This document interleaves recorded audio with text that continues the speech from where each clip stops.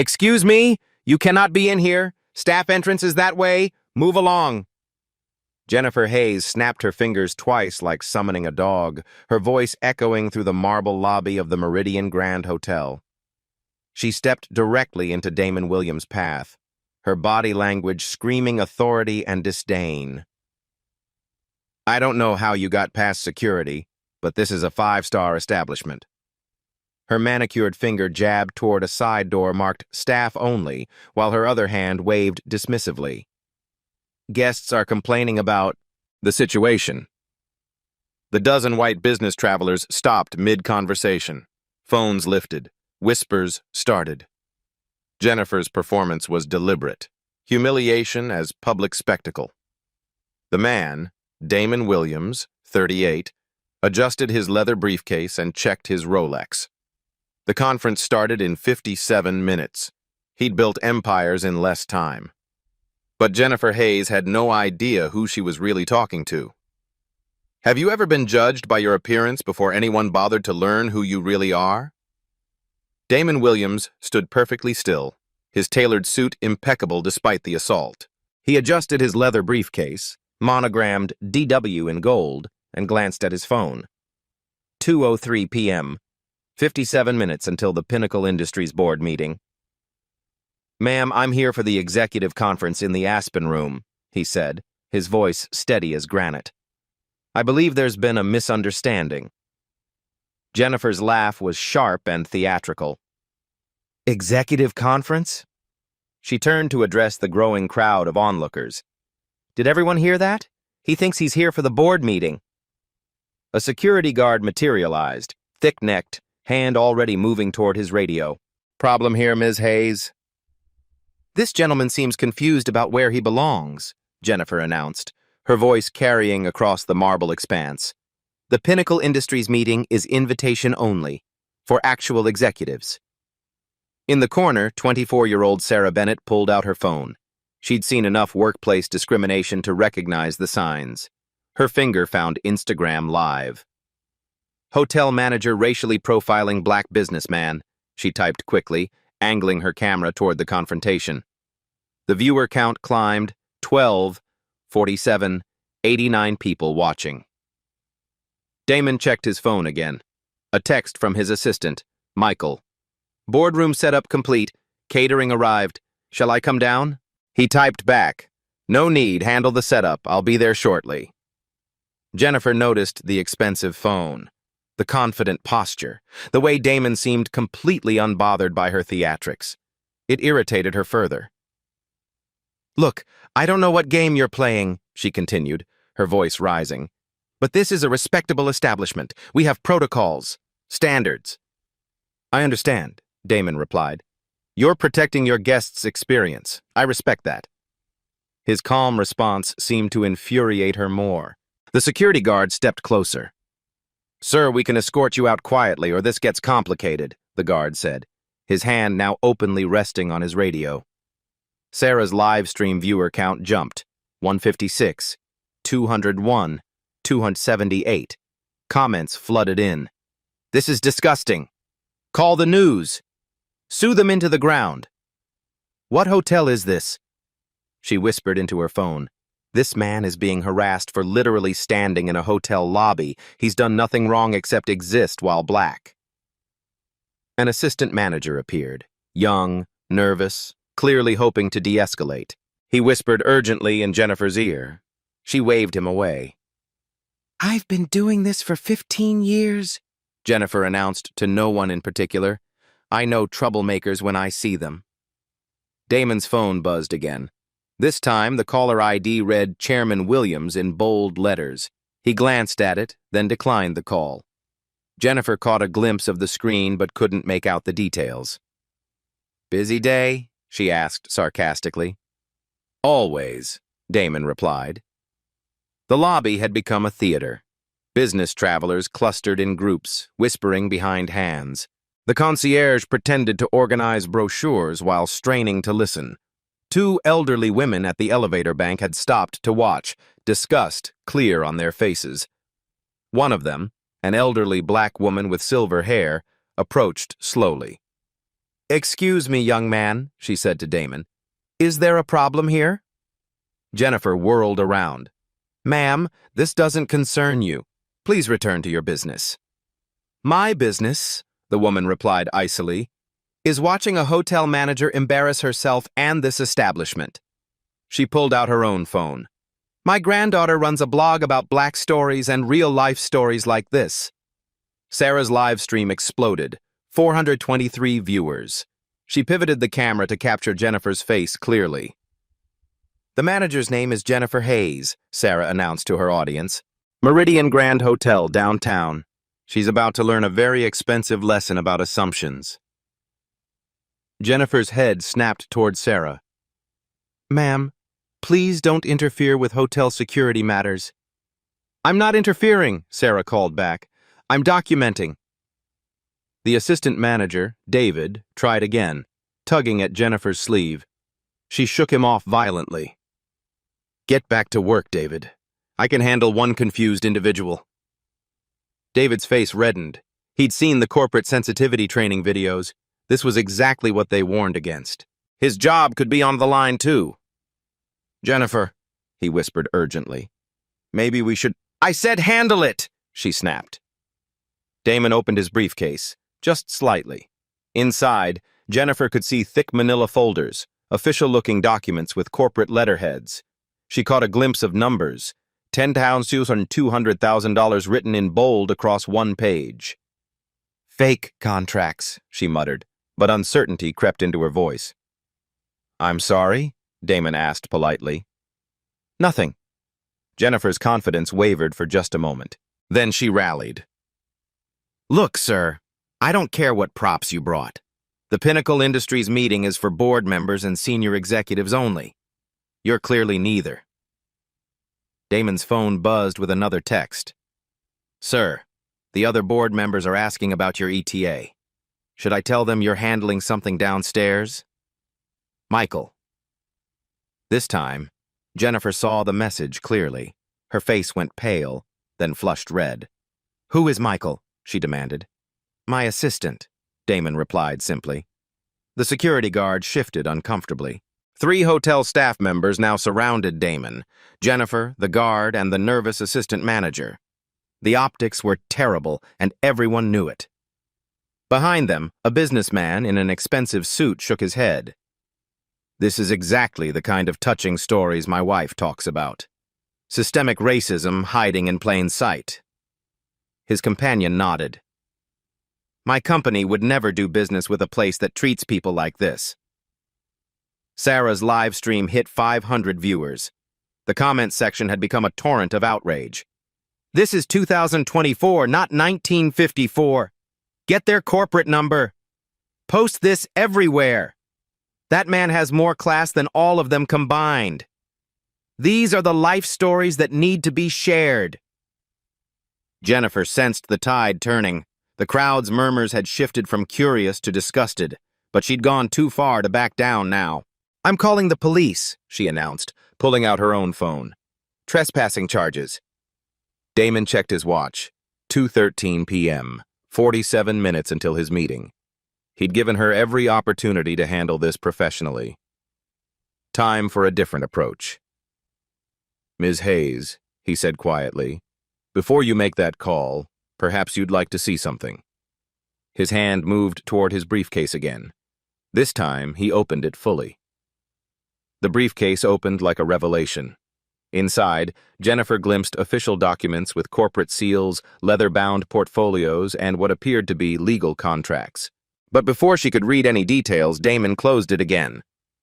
"What was that?" she demanded, her voice cracking slightly. "Documentation," Damon replied calmly, "for my meeting." Jennifer's phone buzzed in her hand, a notification from the hotel's social media monitoring app. The Meridian Grand was being mentioned across platforms. Her face went ashen as she scrolled through increasingly angry posts. "This is getting out of hand," David whispered urgently. "Jennifer, corporate is going to—" "Shut up, David!" she snapped, but her confidence was crumbling. The crowd had grown larger. Someone had called over friends. The elderly black woman was now FaceTiming with someone, providing live commentary. Sarah's live stream hit 847 viewers. The comments were brutal. Boycott Meridian hotels. This is why we need these real-life stories documented. Share this everywhere. Get the corporate number. That manager is done. A new voice cut through the chaos. What's happening here? Everyone turned. A tall woman in an expensive blazer approached, Patricia Morrison, the hotel's regional director. She'd been having lunch upstairs when her phone exploded with alerts. Jennifer's face went white. Patricia, I was just handling a situation, Patricia finished coldly, taking in the scene. A well-dressed black man surrounded by hotel staff, phones recording from every angle, and her general manager looking increasingly unhinged.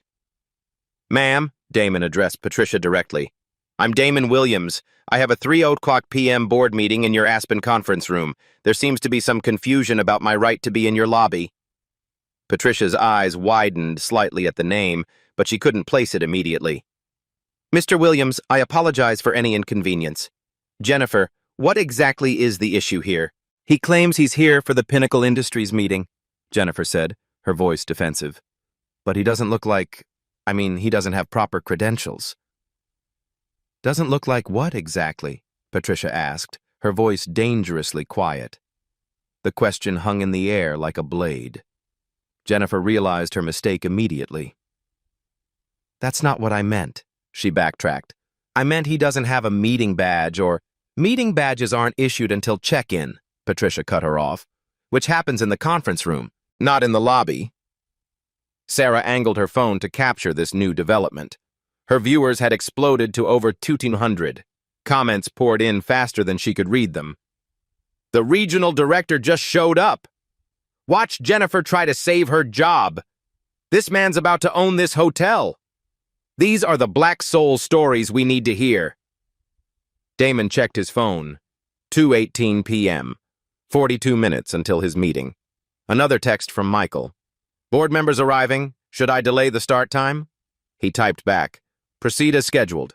I'll be there momentarily. Patricia noticed the expensive phone, the confident posture, the way Damon seemed completely unbothered by the chaos around him. Her instincts, honed by 20 years in hospitality, screamed that Jennifer had made a catastrophic error. Mr. Williams, she said carefully, may I ask which company you represent? Before Damon could answer, Jennifer interrupted. He won't say. That's the problem. He's being evasive. I haven't been evasive, Damon replied evenly. I simply haven't been asked the right questions. The security guard, Tony, shifted uncomfortably. He'd seen enough discrimination lawsuits to know this was heading nowhere good. His radio crackled. Tony, what's your status? We're getting calls about some incident in the lobby. Still handling it, he replied, but his tone suggested he wanted no part of whatever this was becoming. A new complication arrived. 2 teenagers with smartphones, live streaming on TikTok. They'd heard about the incident through Sarah's Instagram and come to witness the drama firsthand. Oh my God, is this the racist hotel manager everyone's talking about? One of them said loudly, not bothering to whisper. Jennifer spun around. Excuse me? I am not racist. This is a security matter. Then why are you only harassing the black guy? The teenager shot back. That white dude over there doesn't have a meeting badge either. She pointed to a businessman reading a newspaper near the elevators. Jennifer hadn't even noticed him. Patricia pinched the bridge of her nose. This was escalating beyond any training manual. Social media was exploding. Her general manager was having a public breakdown, and she still didn't fully understand what had triggered this disaster. Everyone needs to calm down, Patricia announced. Mr. Williams, I'm going to personally escort you to your meeting. Jennifer, we need to talk, privately. I'm not going anywhere, Jennifer said stubbornly. This man is trespassing, and I won't be intimidated by some social media mob. It was the wrong thing to say. The crowd's murmur turned angry. Social media mob? Sarah called out. We're documenting discrimination. Ma'am, the elderly black woman addressed Patricia. I've been staying at hotels for 60 years. I've never seen anything this shameful. My granddaughter blogs about life stories like this. Real stories about how black people are treated. This will be front-page material. Patricia felt the weight of corporate liability settling on her shoulders. Discrimination lawsuits could cost millions. The bad publicity alone could tank their stock price. Damon's phone rang. This time, he answered. Yes, Michael. No, just a minor delay. Yes, tell Mr. Bennett that traffic was heavier than expected. I'll be up shortly. He hung up and looked directly at Patricia. Ms. Morrison, I appreciate your intervention. However, I have 11 board members waiting for me upstairs. Perhaps we could resolve this after my meeting? Patricia blinked. 11 board members? Pinnacle Industries board meeting, Damon confirmed. Scheduled for 3:00 p.m. Something clicked in Patricia's memory. Pinnacle Industries. Massive account. Their biggest corporate client. She'd seen the CEO's name on contracts but never met him in person. Her phone buzzed with a text from her assistant. Emergency. Check the Pinnacle Industries file. CEO name, Damon Williams. Contract renewal today. The blood drained from Patricia's face. Jennifer, oblivious to her boss's revelation, pressed on. See? He's making it up as he goes along. 11 board members, please. Jennifer, Patricia said quietly, stop talking. I will not stop talking. This is my hotel, and I— Stop talking! Patricia shouted, loud enough to echo through the lobby. The sudden outburst silenced everyone. Sarah's live stream viewers hit 1,500. The teenagers' TikToks were gaining traction. The elderly woman's granddaughter was probably already writing her blog post. Patricia turned to Damon, her face pale with dawning horror. Mr. Williams, she said carefully, are you by any chance the CEO of Pinnacle Industries? Damon smiled for the first time since this ordeal began. It wasn't a pleasant smile. I am. The lobby fell silent, except for the sound of Jennifer's world collapsing. The silence stretched like a held breath. Patricia Morrison's face cycled through disbelief, horror, and resignation in rapid succession. Jennifer, still oblivious to the magnitude of her mistake, looked confused by everyone's sudden stillness. CEO? Jennifer laughed shakily. He's lying. I told you he was— Jennifer. Patricia's voice could have frozen molten steel. What is Pinnacle Industries' annual contract value with our hotel chain? Jennifer blinked rapidly. What does that have to do with— Answer the question.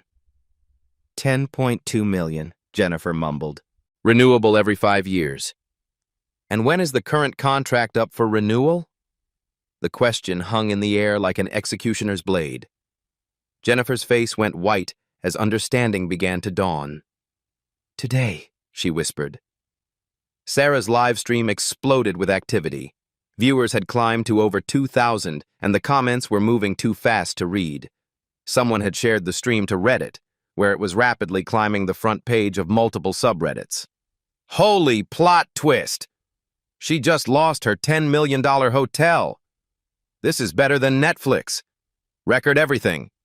Black excellence right here. Damon reached into his briefcase again, this time pulling out a thick manila folder. He opened it deliberately, letting everyone see the official Pinnacle Industries letterhead.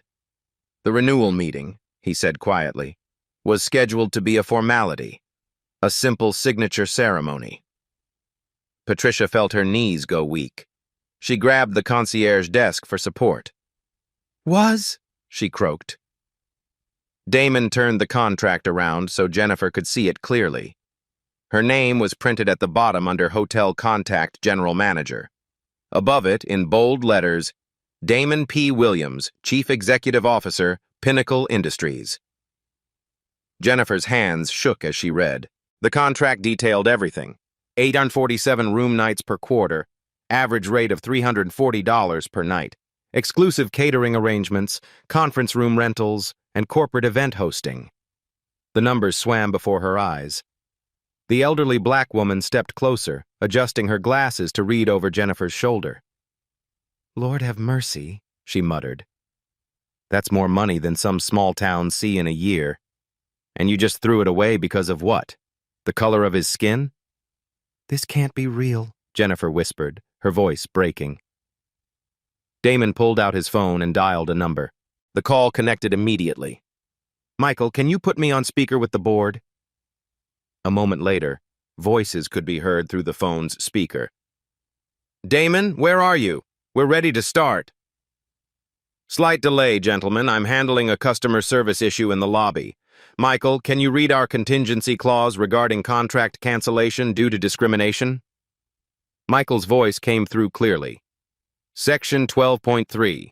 Either party may terminate this agreement immediately if discrimination based on race, gender, religion, or other protected status is experienced by any Pinnacle Industries employee or representative at Meridian Properties. The lobby went dead silent. Even the teenagers stopped their TikTok commentary. David, the assistant manager, slumped against the wall like he'd been punched. Jennifer staggered backward. No, no, no. This is a misunderstanding. I was just doing my job. Your job, Damon interrupted, was to provide hospitality to hotel guests and business clients. Instead, you chose to publicly humiliate me based on your assumptions about what a CEO should look like. Patricia found her voice. Mr. Williams, please. There must be something we can do to resolve this. Jennifer made a mistake, but... A mistake? The elderly black woman stepped forward, her phone still recording. Honey, this wasn't a mistake. This was deliberate. I watched the whole thing, the finger snapping, the demands, the threats. That woman treated this man like he was nothing. Her voice carried the weight of decades. I've seen this story too many times, black men and women being told they don't belong, being questioned, being made to prove their worth. These are the real-life stories that need telling. One of the teenagers piped up, My TikTok has 50,000 views already. People are posting this everywhere. Meridian racism is trending. Sarah's Instagram Live had ballooned to over 3,000 viewers. She pivoted her camera to capture everyone's faces as the full scope of the disaster became clear. Folks, we are witnessing one of the most expensive acts of discrimination in hotel history, she narrated.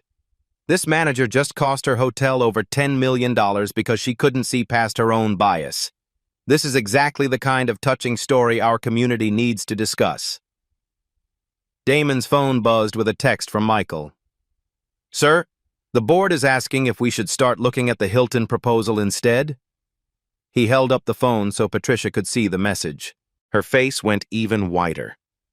The Hilton proposal? She asked, weakly. Our backup option, Damon explained. When you're dealing with this much money, you always have alternatives. The Hilton downtown has been very eager to earn our business. A businessman near the elevators overheard and approached. Excuse me, are you Damon Williams from Pinnacle Industries? Damon nodded. Robert Bennett, Bennett Financial Services. We've been trying to get a meeting with your company for months. If you're looking at changing venues... He handed Damon a business card. We host all our events at the Hilton. Excellent service. No complications. The circle of potential loss widened. Jennifer watched helplessly as her professional world crumbled in real time. Jennifer finally seemed to grasp the full magnitude of what was happening. But I can fix this. Mr. Williams, I sincerely apologize. I was wrong. Completely wrong. Please don't cancel the contract. Ms. Hayes, Damon replied. How many other people have you treated this way? How many other black professionals have been humiliated in your lobby while I wasn't here to witness it? The question hung heavy in the air. Jennifer opened and closed her mouth like a fish, unable to form words. Tony, the security guard, cleared his throat uncomfortably.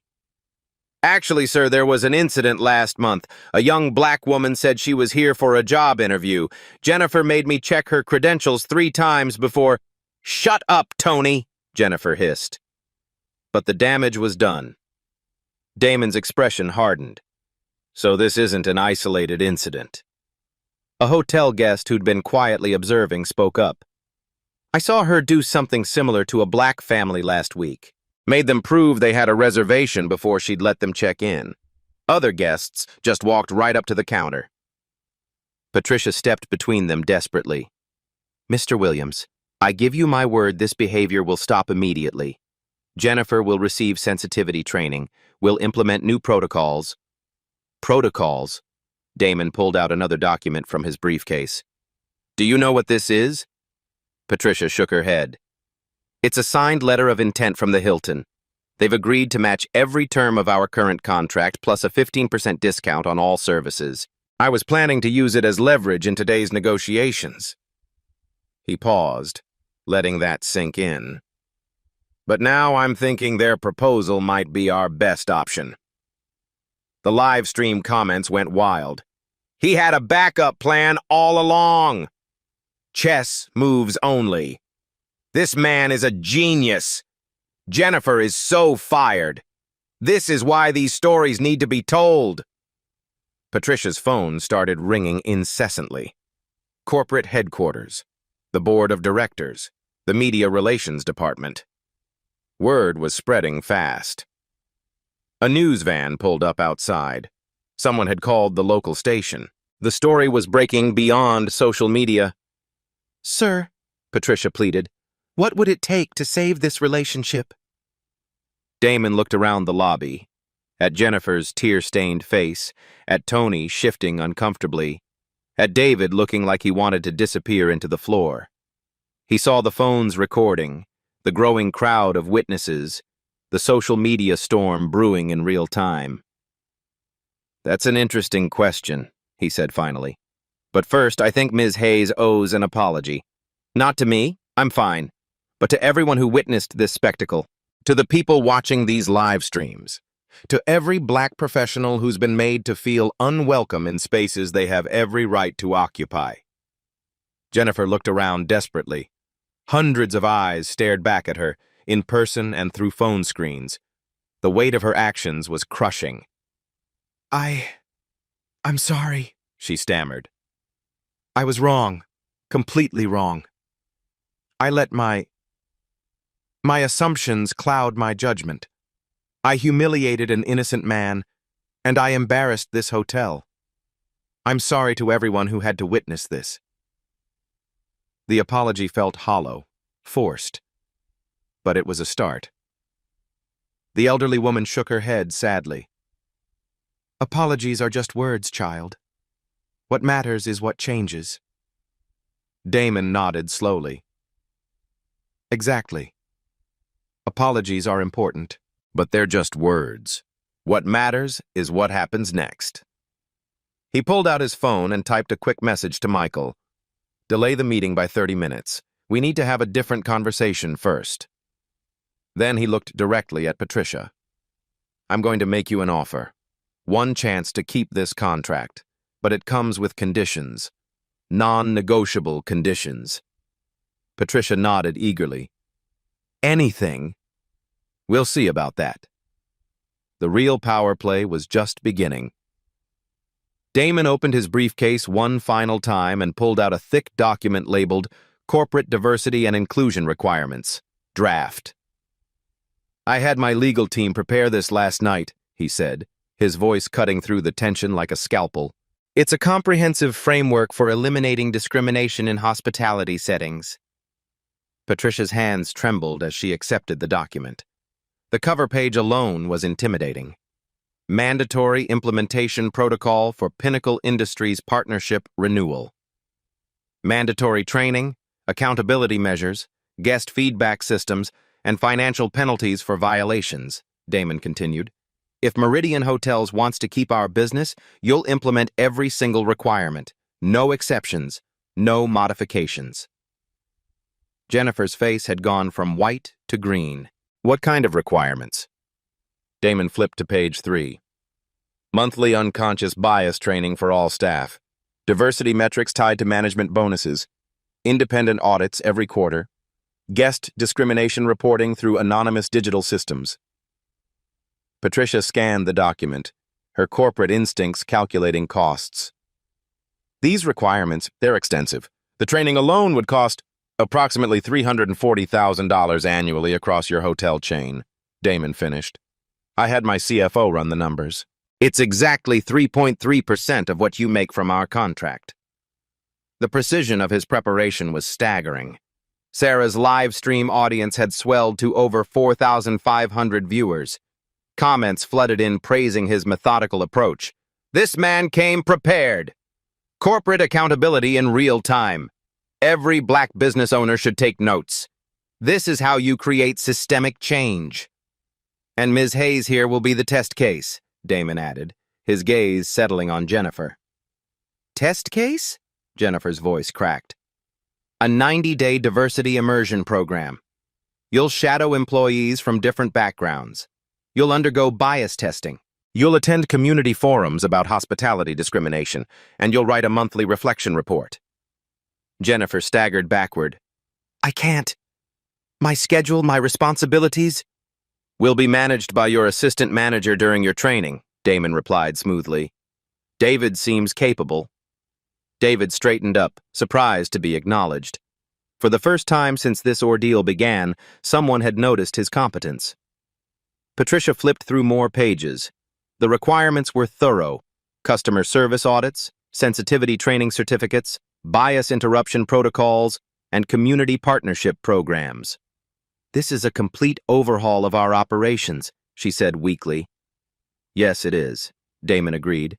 The question is whether you value our $10.2 million annual contract enough to change how you do business. His phone buzzed with another text from Michael. Sir, Hilton just called. They're prepared to sign today if needed. Should I schedule a meeting? Damon showed the message to Patricia. Her face went ashen. They're serious about the alternative, she whispered. Dead serious, Damon confirmed. Plus, they're offering some interesting incentives. A dedicated concierge service, upgraded suites for all executives, and priority booking during conference season. The elderly black woman stepped closer to read over Patricia's shoulder. Looks like someone finally put together a real plan for change instead of just pretty words. Tony, the security guard, cleared his throat. Mr. Williams, sir, about that incident I mentioned earlier. Yes? The young woman was interviewing for our diversity coordinator position. Jennifer made her wait in the lobby for 2 hours and said she needed to verify her credentials with HR. The girl was so humiliated she withdrew her application. Jennifer spun around. That's not what happened. I was following protocol.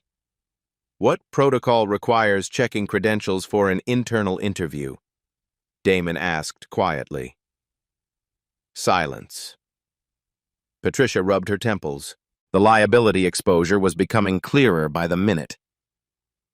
Mr. Williams, if we agree to these terms, what assurance do we have that similar incidents won't affect our relationship?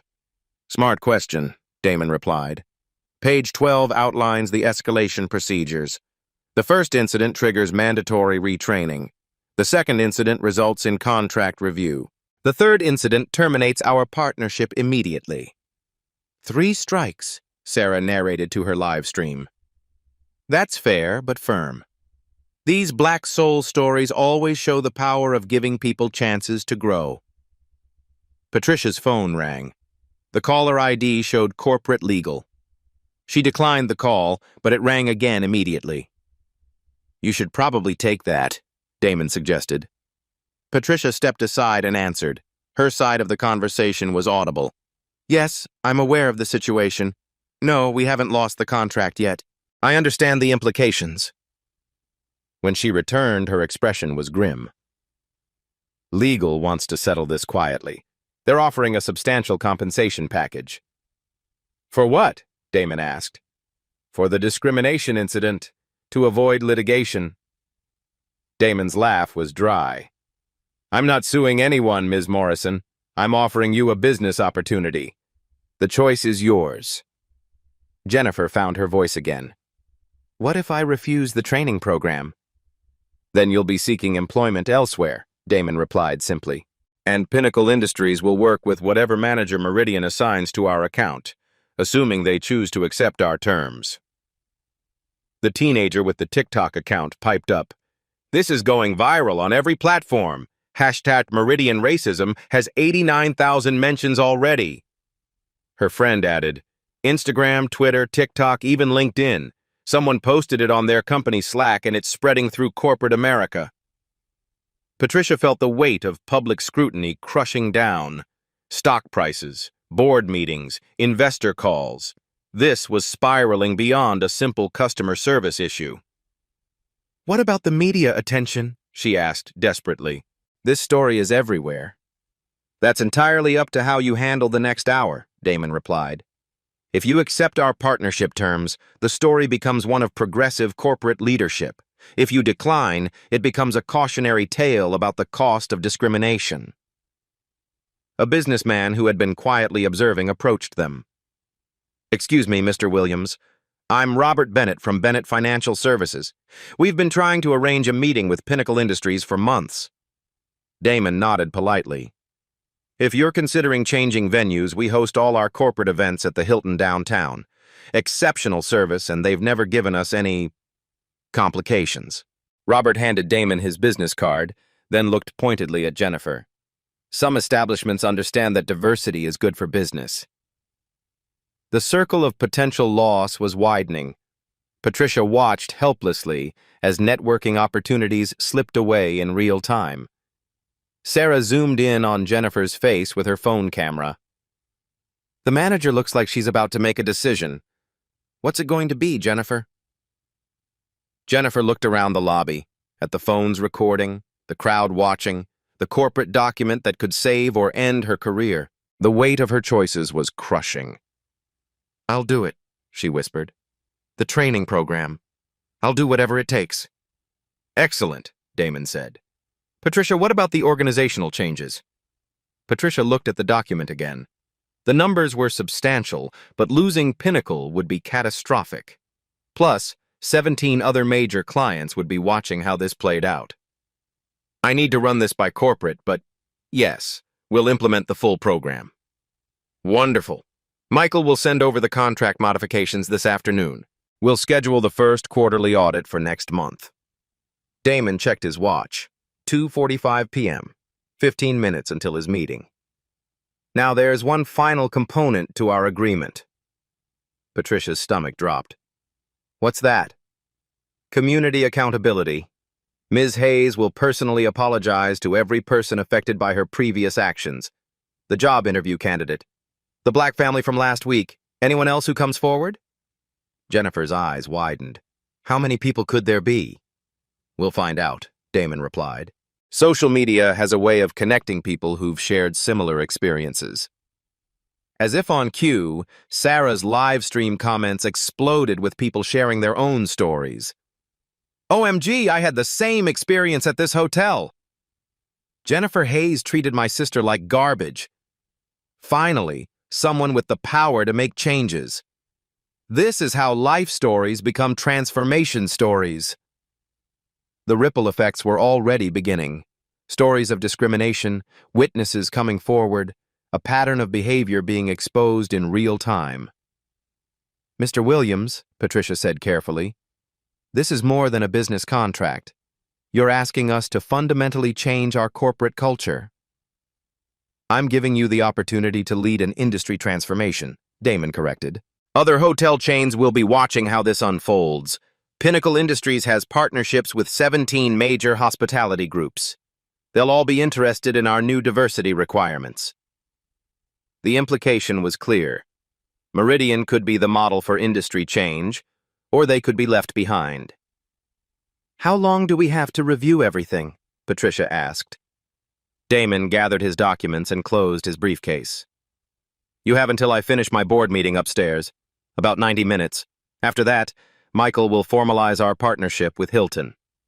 He stood, adjusting his suit jacket. Jennifer, your training program begins Monday morning. David, you'll be acting general manager during her absence. Patricia, I'll expect your signed commitment by 4:30 p.m. The ultimatum was delivered with quiet authority. No threats, no dramatics, just business. As Damon walked toward the elevators, the lobby remained frozen in stunned silence. The most expensive discrimination incident in hotel history had just become a masterclass in corporate accountability. The elevator doors opened and Damon stepped inside. As they closed, he could hear Sarah addressing her live stream audience. And that, people, is how you turn a moment of injustice into a movement for change. 25 p.m., 5 minutes before Damon's deadline. Patricia Morrison stood outside the Aspen conference room, the signed diversity agreement clutched in her trembling hands. Through the glass doors, she could see Damon Williams conducting his board meeting with quiet authority, 11 executives hanging on his every word. The past 90 minutes had been a whirlwind of corporate phone calls, emergency meetings, and damage control. The Meridian hotel chain's stock had dropped 3% in after-hours trading, as hashtag Meridian. Racism continued trending globally. Jennifer Hayes sat in the lobby, no longer the confident manager who had humiliated a guest 2 hours earlier. She'd spent the afternoon reading testimonials from other victims, a pattern of discrimination that corporate legal was calling systematically problematic. David knocked softly on the conference room door. Damon looked up, nodded, and stepped outside. "Ms. Morrison," he said simply, "your decision?" Patricia handed him the signed agreement. "We accept all terms. Full implementation begins Monday morning." Damon reviewed the signature page carefully. "Excellent. Jennifer's training program?" "Approved. She starts with Dr. Williams at the Community Justice Center on Monday. No relation to you, I assume?" "None." Damon smiled slightly. "Though Dr. Keisha Williams does excellent work in bias intervention. Jennifer will learn a great deal." Sarah Bennett was still live streaming from the lobby, her audience now over 6,000 viewers. She'd become an accidental journalist, documenting what many were calling the most expensive lesson in corporate accountability ever filmed. "Update from the Meridian Grand," she announced to her phone. "The regional director just went upstairs with signed papers. It looks like this hotel is about to undergo a major transformation." Comments poured in. "Justice served. This is how change happens. Every black business leader should see this. These real-life stories give me hope." The elderly black woman, who'd introduced herself as Mrs. Dorothy Johnson, approached Sarah's camera. "Young lady, I want to say something to your viewers," she said with dignity. "I'm 73 years old. I lived through segregation, the civil rights movement, and decades of progress. What we witnessed today wasn't just about one hotel or one manager." She paused, gathering her thoughts. This was about a black man who had the power to demand respect and used it wisely, not for revenge, but for change. These are the touching stories that need to be preserved. Stories of dignity, strategy, and transformation. Inside the conference room, Damon was wrapping up his board meeting. The contract renewal had been signed, but more importantly, the Pinnacle Industries Board had voted unanimously to implement their new dignity standards across all vendor relationships. 17 hotel chains, 43 restaurants, and 12 event venues, announced board member Catherine Liu. They'll all receive our new diversity requirements by Friday. The ripple effect is already starting, added CFO Michael Torres. 3 competitors have reached out asking about our vendor standards. They want to avoid similar incidents. Damon's phone buzzed with a text from his PR director. CNN wants an interview. Forbes is writing a feature. Harvard Business Review requesting case study analysis. He declined them all with a simple reply. Actions speak louder than interviews. 4:30 p.m. Deadline reached. Damon emerged from the conference room as Patricia waited nervously. Jennifer had been summoned from the lobby, her eyes red from crying and reading victim testimonials. "The agreement is satisfactory," Damon announced. "Contract renewal confirmed. Jennifer, are you prepared for your training program?" Jennifer nodded shakily. "Mr. Williams, I want you to know, reading those stories today, seeing how my actions affected people, I had no idea." "That's exactly why the program exists," Damon replied. "Not to punish, but to educate," You'll spend time with families who've experienced discrimination. You'll learn why assumptions are dangerous, and you'll discover how hospitality can be truly inclusive. Patricia stepped forward. Mr. Williams, on behalf of Meridian Hotels, I want to formally apologize for today's incident. Your professionalism in the face of discrimination has been remarkable. Apologies are appreciated, Damon said, but the real measure will be what happens next. 3 months from now, 6 months from now. Change is a process, not a press release. Sarah's live stream captured this exchange, her comments exploding with approval. Class act! This is how leaders handle injustice. Education over revenge every time. Black soul stories at their finest. Tony, the security guard, approached hesitantly. Mr. Williams, sir, I want to apologize too. I should have questioned what was happening instead of just following orders. Damon studied him for a moment. Tony, right? What's your background in security? 8 years, sir. Military before that. Good. You'll be attending the bias intervention training with Jennifer, not as punishment, but as a leader. Security personnel have a significant influence on guest experiences. Tony straightened up. Yes, sir. I'd appreciate that opportunity. The transformation was happening in real time. Fear was becoming accountability. Shame was becoming education. The crisis was becoming an opportunity. Mrs. Johnson gathered her things, preparing to leave. She stopped at Sarah's live stream one final time. To everyone watching these black stories unfold, she said directly to the camera, remember this day. Remember that change is possible when good people have power and use it responsibly. This young CEO could have destroyed careers and pursued lawsuits. Instead, he chose to build bridges. She looked toward Damon, who was shaking hands with Patricia and David. That's the kind of life story that gives an old woman hope for the future. As the lobby slowly returned to normal, the impact was already spreading far beyond the Meridian Grand. Other hotels were reviewing their policies. Corporate America was taking notes.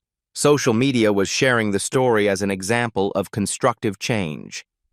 And in a few hours, Jennifer Hayes would begin a journey that would transform not just her career, but her understanding of what it meant to serve people with dignity and respect. The most expensive discrimination incident in hotel history had become something far more valuable, a roadmap for systemic change. 3 months later. The transformation at Meridian Grand was undeniable. Jennifer Hayes had completed her diversity immersion program and returned as a changed leader. Her monthly reflection reports revealed a journey from defensiveness to understanding, from assumptions to awareness. I met 12 families affected by hospitality discrimination, she wrote in her final report. Each story opened my eyes to the pain caused by my unconscious bias. I understand now that being colorblind isn't enough. We must be actively inclusive. David had excelled as acting general manager and earned a permanent promotion.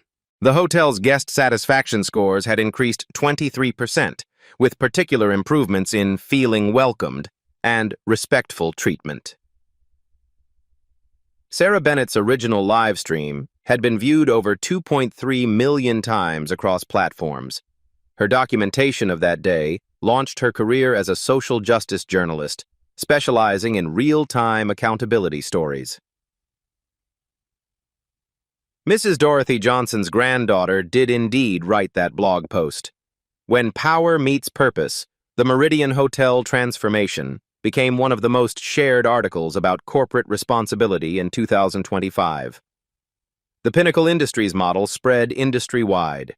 17 hotel chains implemented similar diversity requirements. 43 restaurants adopted dignity standards.